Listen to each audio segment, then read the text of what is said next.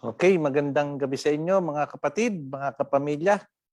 Tayo po ay magsisimula na sa ating nating ipagpapatuloy ang ating naputol o natapos na kasaysayan sa chapter 9 ng buhay ni Moises. Ano po? Tayo po ngayon ay darating na sa ika-10 chapter na ang gagawin natin ngayon. Ano po? Pero bago natin pasimulan ang ating pagpapatuloy na ating tatalakayin, tayo po muna ay sumandaling manalangin.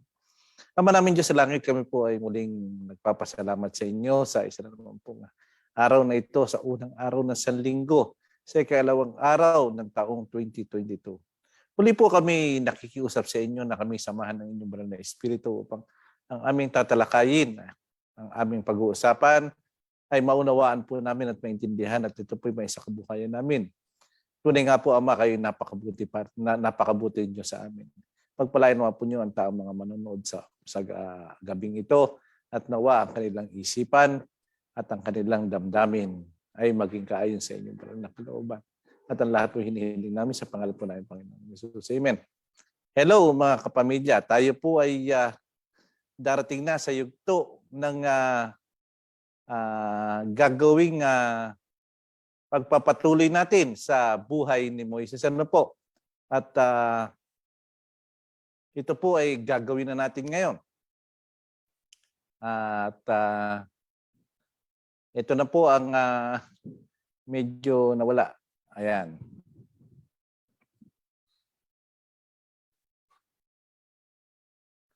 Aha.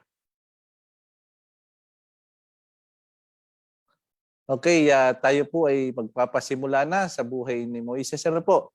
At ito na nga po ang ating pag-uusapan ngayong gabing ito. Ayan, nahanda ko lang ng kaunti at para tayo ay nawala. Para tayo ay mag-usap-usap tungkol dito. Ano po? Okay. Ayan.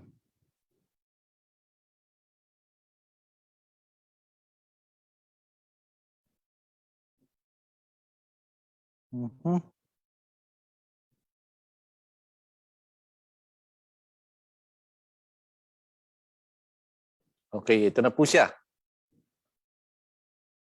Kung natatandaan nyo, nung nakaraang Biyernes ay napag-usapan natin yung tungkol sa buhay ni Moises. Ano po? At teka, ako'y nawawala. Nawawala ako sa aking ginagawa.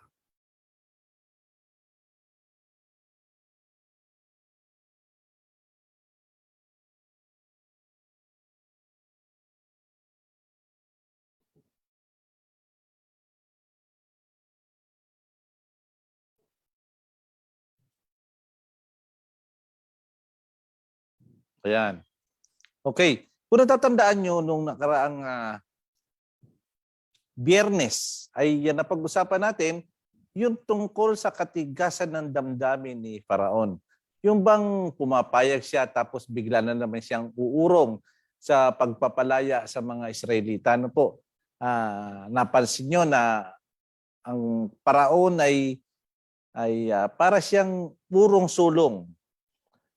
Parang walang iniwan sa ating mga mananampalataya na kapag tayo ay masagana sa buhay, walang dinaramdam ay parang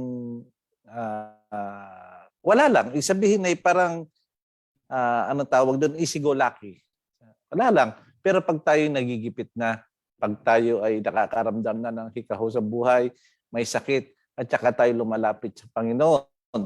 At pagka ang ating nararamdaman ay wala na naman, okay na naman, ay nakakalimot na naman tayo sa Panginoon. Ano po?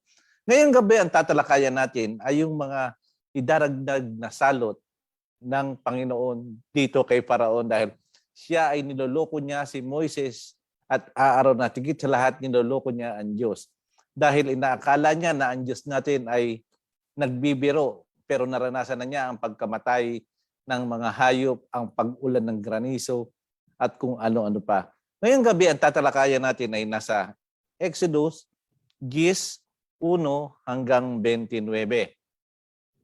Ito ang pasimula. At sinabi ng Panginoon kay Moises, pasukin mo si Faraon sapagkat aking pinagmatigas ang kanyang puso at ang puso ng kanyang mga lingkod upang aking maipakilala itong aking tanda sa gitna nila at upang iyong maisaysay sa mga pakinig ng iyong anak at sa anak ng iyong mga anak kung anong bagay ang ginawa ko sa Ehipto at ang aking mga tandang ginawa sa gitna nila upang iyong malaman na ako ang Panginoon. Ano po? Yun ang sabi ng Panginoon na tinatagubilin kay Moises. At sa 3, at pinasok ni Moises at ni Aaron si Faraon at sinabi sa kanya, ganito ang sabi ng Panginoon, ng Diyos ng mga Hebreo, hanggang kailan tatanggi kang mga yupapa sa harap ko? Ang sabi, sa harap ko. Payaunin mo ang aking bayan upang ako'y mapaglingkuran nila. O kung tatanggihan mong payaunin ang aking bayan ay narito. Bukas, ang sabi. Bukas ay magdadala ako ng mga balang sa iyong hangganan. Ano po ba itong balang na sinasabi? Tingnan nga natin. At kanilang tatakpa ng ibabaw ng lupa na walang makakakita ng ibabaw ng lupa at kanilang kakainin ang naiwan sa nangaliligtas. Kanilang kakainin ang bawat kahoy na itinutubo sa inyo ng parang.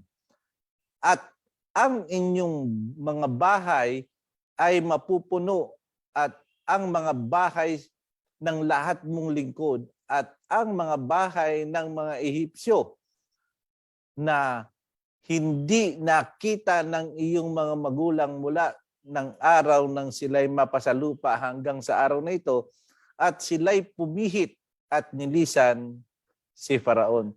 Ang ibig sabihin po dito ni Moises ay ngayon pa lang mangyayari ito sa bayan mo. Dahil sa katigasan ng ulo mo, ang sabi ni Moises at ni Aaron. Dahil sa panloloko mo sa amin, ang mga magulang mo hindi pa nagkaganito, hindi pa nakaranas yung ipapadanas sa iyo ng Panginoon. Tuloy natin. At sinabi sa kanya ng mga lingkod ni Faraon, hanggang kailan magiging isang silo sa atin ang taong ito? Tinutukoy niya po si Moises. Payaunin mo ang mga taong yan upang sila'y maglingkod sa Panginoon nilang Diyos. Hindi mo pa baga natatalastas na ang Ehipto'y giba na? Yun, sinasabihan niya si Faraon, ano po? Sinasabihan niya si Faraon na magising ka na. Magising ka na. Ang Ehipto'y nagigiba na. Paalisin mo na sila. Pero matigas itong si Faraon. Diretso natin ang basa. At si Moises at Aaron ay pinabalik kay Faraon. At kanyang sinabi sa kanila, kayo yumaon, maglingkod kayo sa Panginoon ninyong Diyos, datapat sino-sino magsisiyaon. At sinabi ni Moises, kami ay yayaong 10 ng aming mga bata at 10 ng mga matatanda, 10 ng kaming mga anak na lalaki at babae. 10 ng aming mga kawan at 10 ng aming mga bakahan. Kami, ang sabi, kami ay yayaon sapagkat kami ay nararapat magdiwang ng isang pista ng Panginoon. Ayan ang pinapaliwanag ni Moises at ni Aaron kay Faraon. At kanyang sinabi sa kanila, sumaiyunawa ang Panginoon na gaya ng aking pinapayaon sa inyo at sa inyong mga bata, mag-ingat kayo sapagkat ang kasamaan ay nasa harap ninyo. Huwag ganyan. Ang sabi, yumaon kayong mga lalaki at maglingkod sa Panginoon sapagkat iyan ang inyong ninanasa at sila'y pinaalis sa harap ni Faraon. At sinabi ng Panginoon kay Moses, iunat mo ang iyong kamay sa lupain ng Ehipto upang magdala ng balang at bumaba sa lupa ng Ehipto at kunin ng lahat na halaman at lupain. Ang sabi, yaong lahat na iniwan ng graniso, ang sabi. Iniunat ni Moises ang kanyang tungkod sa lupain ng Ehipto at ang Panginoon naghirap, nagpaihip ng hangin. Naghangin silanganan sa lupain ng buong araw na yaon at buong gabi. At nang umaga, ang hangin silangan ay nagdala ng mga balang. Ito po yung mga balang. Ayan. At ang mga balang ay bumaba sa buong lupain ng Ehipto. Ayan, makikita nyo sa inyong mga screens ang nangyayari. At nagsipagpahinga sa lahat ng mga higaan ng Ehipto. Totoong napakakapal. Bago noon ay hindi nagkaroon ng gayon, balang at hindi na magkakaroon pa pagkatapos noon at ngayon.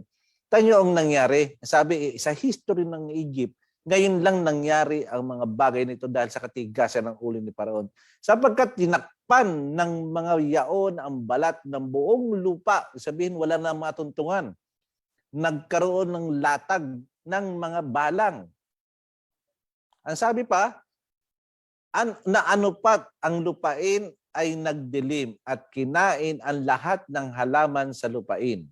At ang lahat ng bunga ng mga kahoy na iniwan ng graniso. Yung graniso, yung nakaraan pong yung mga hail, ang sabi sa English, na yung umulan ng apoy. At walang natirang anumang sariwang bagay, maging sa punong kahoy o sa halaman na parang sa buong lupain ng Ehipto. Kasi po, nung nagpaulan ng graniso ang Panginoon, ay hindi natupok lahat dahil nangako si Paraon at pinatigil ni Moises yung graniso. Kaya ngayon, ito naman ang tinira ng balang. Nang magkagay, tinawag na madali ni Paraon si Moises at si Aaron at ang kanya sinabi, ako'y nagkasala laban sa Panginoon ng Diyos at laban sa inyo. Ayan. Na naman si Paraon, nagsisisi na naman. Ngayon ngay ipatawad mo, isinasamo ko sa iyo ang aking kasalanan ng ngayon na lamang at idalangin ninyo sa Panginoon ninyong Diyos na kanya lamang ilayo sa akin ang kamatayang ito. Talaga to si Paraon ay urong sulong Noong una, ang tigas ng kanyang kalooban. Pero ngayon lumambot na naman dahil nakaranas na naman siya ng pandemya, ng salot. Ano po? Ayan ang sinasabi ko kanina na kapag ang tao, pag nakakaranas ng hindi maganda sa kanyang buhay, saka lumalapit sa Diyos at pagka maginhawa na naman, naaalala na naman ng Diyos. Ayan ang mangyayari. Pagka okay na naman siya, ayun na naman, balik na naman sa dati. Basahin natin sa 18. At nilisan niya si Paraon at nanalangin. Sabi, nanalangin sa Panginoon at pinabalik ng Ehipto, pinabalik ng Panginoon ang isang napakalakas na hanging kanluran at siyang nagpaitaas sa mga balang at tumangay sa mga yaon sa dagat na pula. Ibig sabihin, inalis na ng Panginoon yung mga balang. At yun nga, itinangay ng napakalakas na hangin. Walang nakatira kahit isang balang sa buong hangganan ng Ehipto. Datapwat, pinagmatigas ng Panginoon ang puso ni Paraon na naman. Tumigas na naman ang puso niya at hindi niya pinayaon ang mga anak ni Israel, yung bayan ng Diyos. Hinold na naman niya. Kasi wala na naman yung salot eh. Talagang itong si Paraon nakakagigil. Ano po? Kung totoo siya na hindi si Moises at si Aaron ang niloloko niya, kundi ang Diyos. Basahin natin yung susunod na salot. Sa ikasyam na salot, ito yung isa pa sa pinakamatindi. At sinabi ng Panginoon kay Moises, iunat mo ang iyong kamay sa dakong langit upang magdilim sa lupain ng Ehipto ng kadiliman na, ang sabi ay, na may hipo. At iniunat ni Moises ang kanyang kamay sa dakong langit at ang sabi ay, dakong langit at nagsimula ang dilim sa buong lupain ng Ehipto.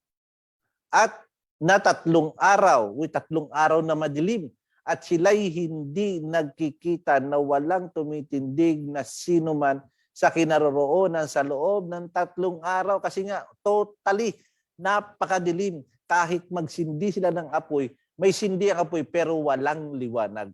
Kung nakukuha nyo yung ibig sabihin ay, biro nyo may apoy, sabihin natin magsisinda sila ng sulo o ng kanilang ilaw. May apoy pero walang liwanag. Biski idikit nila sa kanilang kamay, hindi nila makita yung kamay nila. Hindi nila alam kung saan siya pupunta. Para silang mga bulag.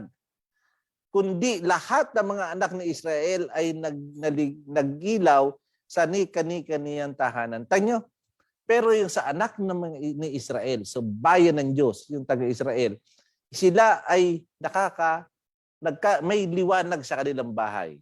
Dahil sila ay mga anak ng Diyos. Ano po? Ayan, totally dark nga siya, sabi nga. O di ba sa atin dito kapag biglang nag-brownout ay sigawan? Di ba dahil sabi nga, ay bakit gano'n nawalan ng kuryente? Sindihan tayo ng flashlight, ng rechargeable lamp, at kung ano-ano pa, kandila, gasera, at lumiliwanag kahit pa paano paligid. Pero dito ay talagang wala po. Walang liwanag. Diretso natin ang basa. Malapit na tayo matapos. At tinawag ni Faraon si Moises. At sinabi, yumaon ka, maglingkod kayo sa Panginoon. Inyo lamang iwan ang kawan at ang inyong mga bakahan. Isama na rin ninyo ang inyong mga bata. Basahin natin ulit. Inyo lamang iwan ang inyong mga kawan at ang inyong mga kabahan. Isama na rin nyo ang inyong mga bata. At sinabi ni Moises, ikaw ay nararapat ding magbigay sa aming kamay ng mga hain at mga handog na susunugin upang aming maihain sa Panginoon naming Diyos. Hinihinga na siya ni Moises ng pabaon para ibig sabihin ay meron kaming iaalay sa Panginoon. Ang aming hayop man ay yayaong kasama namin, hindi namin pwedeng iwan kasi gusto ni Faraon iwanan. Sapagkat sa kanila kami nararapat kumuha ng aming ipaglilingkod sa Panginoon, naming Diyos, at hindi namin malalaman kung ano ang aming nararapat ipaglingkod sa Panginoon hanggang sa kami ay dumating doon. Ayun, ayaw pumayag ni Moises dahil pinapaiwan niya ni Faraon yung kanilang mga hayop, ayaw pumayag ni Moises. Datapwat, ang sabi, pinagmatigas ng Panginoon ang puso ni Aaron. Nagpusong bato na naman tong si Faraon at hindi niya pinayaon sila. Tanyo, nanloko na naman itong si Faraon. Merong isang gagawin ng Diyos. Diretso mo natin ang basa. At sinabi ni Faraon sa kanya, umalis ka na sa harap ko, yaong pinag-iingatang huwag mo nang makitang muli ang aking muka. Sapagkat sa araw na iyong makita ang aking muka ay mamamatay ka. Pinagbanta na siya ni Faraon. Sa susunod na mag-cross ang ating landas, yun sa ibang term, ay papatayin na kita. Huwag na huwag tayong magkikitang muli. Hindi na tayo dapat magkita sapagkat magkakamatayan lang tayo at siguradong ikaw ang mamamatay. At sinabi ni Moises, mabuti ang sinabi mo, hindi ko na muling makikita ang iyong mukha. Mabigat na ito kasi naiinis na rin si Moises dahil sa ginagawang panloloko ni Faraon. Ayaw ni Faraon talagang paalisin ng mga Israelita. Ngayon, ano naman ang gagawin ng Diyos? Dito na po nagtatapos ang chapter 10. Ano naman ang gagawin ng Diyos? Sa kahuli-hulihang salot, ano ang gagawin ng Diyos? Ito ba'y isa'y kalalambot muli ng puso ni Faraon o magmamatigas muli siya? Kasi ayaw niya talagang pumayag eh. Sana sa darating na Biyernes, tayo ay magkita-kita muli sa ganap na alas 7. No, not Biyernes. Sa Wednesday, sa Miyerkules, linggo lang nga pala ngayon. Sa Miyerkules, sa ganap na alas 7, magkita-kita muli tayo. Itutuloy natin kung ano ang gagawin ng Diyos kay Faraon para pakawalan niya na talaga. Ito na po yung huling salot. At sa huling salot na ito, magsisisi si Faraon. Maniwala kayo, magsisisi siya kung bakit niya niloloko ang Diyos. Sa pagtatapos ito, tayo muna yung manalangin. Ama namin Diyos sa langit, kami po ay nagpapasalamat sa inyo sa isa na namang napakagandang istorya na inyong binigay sa amin. Habang tumatagal po ay nakakapanabik ang istoryang ito. Muli po, Ama, kami nagtatagubilin sa inyo sa itong bagong sanlinggo na darating sa bagong taon na to, sa unang linggo ng taon, na sana po kami po inyong gabayan, patnubayan, hanggang sa mga araw na sunod-sunod na darating na kami po inyong pakisamahan ng inyong mga banal na anghel sa tagubilin ninyo. Maraming salamat po sa inyo at kami po ay nagtatagubilin sa aming pagpapahinga, sa aming pagtulong na kami bantayan ng inyong mga banal na anghel.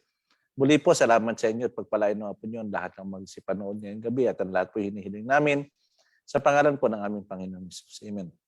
Okay, maraming salamat sa inyong nagsipanood. Yan, hindi nawawala yung ating mga suki. Si Iyat nandito ulit, si Belle at ang kanyang pamilya. At kanina nakita ko si Jane Policarpio na asawa ni Saldi. Salamat sa inyong pagkikisama sa akin. Sana ay sa darating na Miyerkules magsama-sama ulit tayo. Muli, ako'y bumabati sa inyong ng isang magandang gabi at Happy New Year. Sana ay sumagana ang taon na ito para sa atin at sa bayan ng Diyos. Maraming salamat po.